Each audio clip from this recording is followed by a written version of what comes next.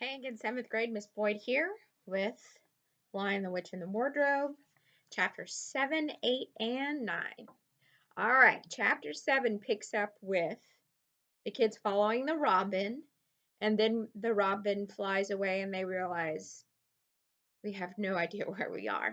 So, as they're trying to figure out what in the world to do because they're lost, they know it, they see another creature. Okay, so eventually, this creature's kind of behind the tree and they're trying to figure out what it is, and they discover it's the beaver. And of course, at this point, for Lucy, although they're nervous and they're not sure, Edmund keeps throwing out there, what side are they on? Are they really on the good side or the bad side? And for Lucy, at this point, she knows they have to chance it and figure out what this beaver is trying to do. So, the beaver beckons them to come inside the forest, the trees, because of course some of the trees are spies for the witch. And so eventually they get inside the trees, and the beaver asks, "Are you the sons of Adam and the daughters of Eve?" So this tells you right here, the beaver already knew about them, okay? And he goes through there, and Edmund, of course, throws out there, "How do we know you're a real friend?" So he pulls out a token to prove it, and it is Lucy's handkerchief that she left with Mr. Tumnus the first time she ever came to Narnia. And so, in that moment, of course, Lucy knows exactly where he got it from, and that this beaver is a friend of Mr. Tumnus. So it says in there that the beaver replies to Lucy. He said that if anything happened to him, I must meet you here and take you on to. And then he kind of pauses and speaks extremely low. And it says, they say, Aslan is on the move, perhaps has landed already. And so you can tell the beaver is trying to keep this quiet, but it's something he's extremely excited about. And then in our next paragraph, this is important. It says, none of the children knew who Aslan was any more than you do. But the moment the beaver had spoken these words, everyone felt quite different. It gives them this feeling inside, and everybody has their own feeling. And it says, each of the children felt something jump in its inside. Edmund felt a sudden sensation of mysterious horror. Peter felt suddenly brave and adventurous. Susan felt as if some delicious smell or some delightful strain of music had floated by her. And Lucy got the feeling you have when you wake up in the morning and realize it's the beginning of the holidays or it's the first day of summer. So they all have these delightful feelings except for Edmund. Okay. So Lucy wants to know what's happened to Mr. Tumnus. You can tell that's weighing heavily on her. And the beaver ushers them to his home, basically saying it's not safe for them to talk among the trees. And then, of course, all of the kids follow and they trust the beaver except for Edmund, of course. Okay. Because really, Edmund has one prerogative, and that's getting to the witch to get more Turkish delight. So they travel with the beaver, they find the dam. Everything's kind of frozen over, of course, because of the White Witch. And as they're walking, Edmund notices over in the distance the two hills. Okay, remember from the previous chapters, the White Witch tells him to look for the two hills, head right for the middle of them, and then he'll find her palace. So he sees those hills and he knows that he can find the White Witch from there. Okay, and of course, in his mind, all he can think about is getting to her, getting some Turkish delight, and becoming king and doing whatever he wants to while his siblings, especially Peter, are underneath him. So they get into the beaver's delightful home and they meet Mrs. Beaver, who's busily working. They are beavers, that's what they do, they're always working. And they come in and she says, to at last to think that I should ever live to see this day. So this tells you right here, the beavers know something these kids don't. Something that has to do with these kids being in Narnia, and they're excited about it. And it also includes Aslan, of course.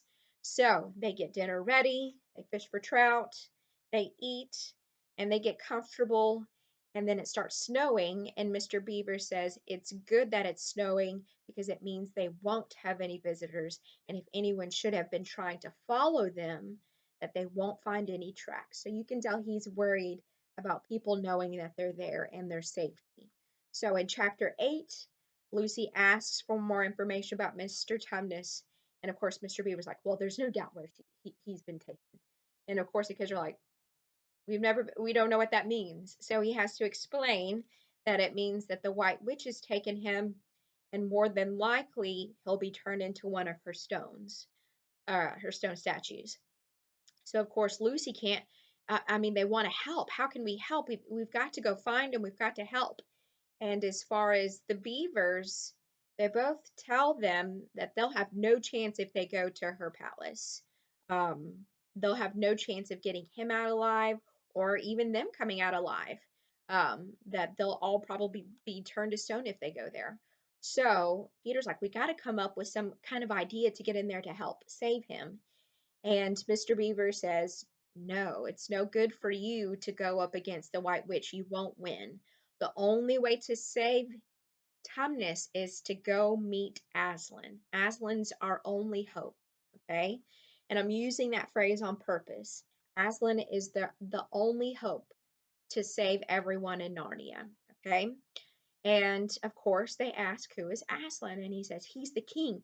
He's the lord of the whole wood. It is he, not you, that can save Tumnus and defeat the evil, the White Witch. Okay. And of course, Edmund, um, in his mind, he's with the White Witch the whole way. So he's like, well, can't she just turn him to stone? And of course, the beaver just laughs and scoffs at that. And he says, no, Aslan will put everything right the way it should be. And he has the little poem that says, wrong will be right when Aslan comes in sight. At the sound of his roar, sorrows will be no more. When he bares his teeth, winter meets its death. And when he shakes his mane, we shall have spring again. So it's this idea that Aslan will bring healing, he'll bring happiness, he'll bring new life. That's why it mentions spring. And of course, um, Susan's asking if they'll meet him, and Mr. Beaver says, that's where I'm going to take you to, so you can meet him. And they ask if he's a man, and he says, no. Mr. Beaver says, Aslan is a lion, the great lion. And of course, immediately Susan, because she's motherly, will we be safe? Is he safe? And Mr. Beaver says, course he isn't safe, but he's good. He's the king, I tell you. And Peter says, I long to see him, even if I do feel frightened when it comes to the point. And it's kind of this idea of fear, but a healthy fear. My brothers, all three of them, although they're 30 and up, will tell you that they're still afraid of our dad, who's in his 70s.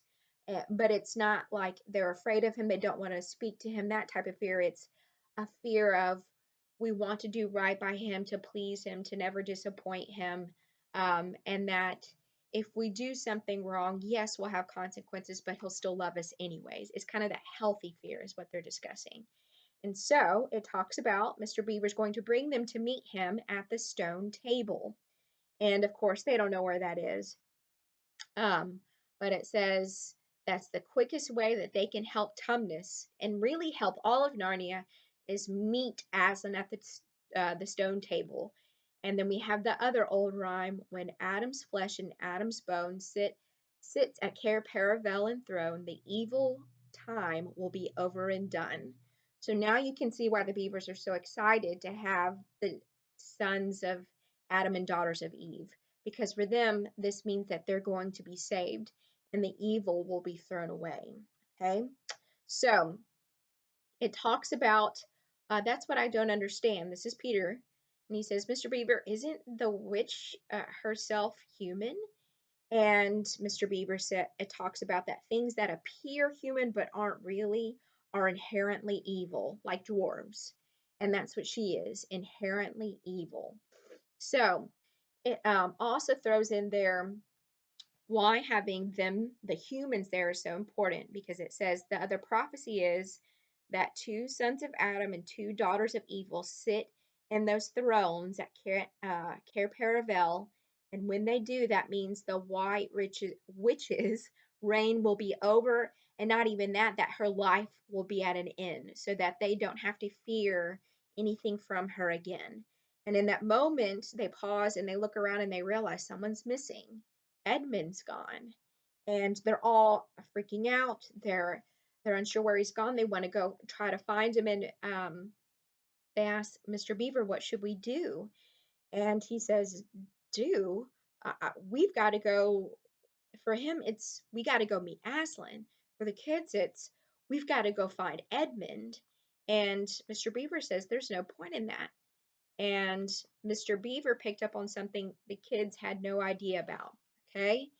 And he says, there's no reason for looking for Edmund because he's already gone to the White Witch. He's already betrayed us. And the kids are like, there's no way. And the Mr. Beaver's like, are you really? Think about Edmund. Wouldn't he do this? And they kind of realize, yeah, he might. And that he's already been there before it, and he never really told them the truth about what happened when he was there. And even Mr. Beaver said that he could tell that he had eaten the witch's food because they always have a certain look about them. So he warns them they can't all go to the witch's house. The witch is going to use Edmund as bait, and if they all forego there, they'll all be turned to stone, and then there's no way that Narnia can be saved, and that Tumnus can be, or Edmund can be saved. The only way they can all be saved is through meeting Aslan at the stone table. And then Mrs. Beaver brings up something that's quite important, okay? And she brings up the fact that Edmund heard, we got to figure out how much Edmund knows. And they figure out Edmund heard everything, that Aslan is there. They're going to meet at the stone table, and we all know what happens when he goes and meets the witch. He always tells them everything he shouldn't. So Mrs. Beaver makes them realize he's been gone a while, and if we don't move quickly, the White Witch will come and we won't get these kids, the remaining three, to Aslan, and that they need to be on the move quickly. Now, chapter 9 is all about Edmund making it to the White Witch. It swaps over to him. And of course, all the time he's thinking about Turkish delight, and he leaves, and it's a terrible journey, okay? And for him, it says, anyway, she'll be better than that awful Aslan. But it says deep down inside him, he really knew that the White Witch was bad and cruel. But at this point, he's already had her food. He's already made her, he's already kind of made a deal with her. And it's like he can't turn back from that. Okay. So it's nighttime, it's snowy, it's hard for him to walk. It's to the point where he almost gives up. But the driving force behind him is he gets to be king if he goes. So for him, he just fills his mind with all the ideas he wants to do when he becomes king, and it kind of drives him forward. And then on top of that, the moon comes out, so he can now see where he's going. So eventually, he sees the palace of the White Witch off in the distance, and he even gets a terrible feeling in his stomach. It makes him nervous. He's afraid to go to the house, but he has nowhere else to go. So he gets up there and he sees a lion, and at first he thinks it's real, but eventually he discovers that it's a statue. And he draws a mustache on the statue and kind of mocks Aslan, okay? Mocks the power of Aslan and what Aslan can do. And keep that in mind because that will come back. And as he goes through, he sees tons and tons of statues that are all different things, from wolves to bears to foxes to mountain lions, satyrs, all kinds of things. And then he eventually gets to a place where there's steps and a courtyard and a door, and he thinks it's a stone wolf, but it's one that growls at him and speaks and asks who he is and why he's there. So Edmund tells him why, and he goes in to tell the queen. So he's let in, of course, he's going to be. And there's also statues all along the hallway inside. And the witch doesn't, she doesn't even pause when Edmund says, I've come. And he says, rushing forward eagerly. And the witch doesn't even remotely try to be nice and says, how in the world are you here alone? You were supposed to bring your siblings. And of course, he says, I did the best I could. And then he spills everything that he doesn't need to tell her, which is where they are at the beavers. And he also, of course, tells about Aslan and all of that. And of course, immediately the witch is ready to go to intercept the kids so they don't make it to Aslan, because literally her life depends on it and her reign as Queen of Narnia, or, well, kind of Queen of Narnia, depends on it. And those are your 3 chapters.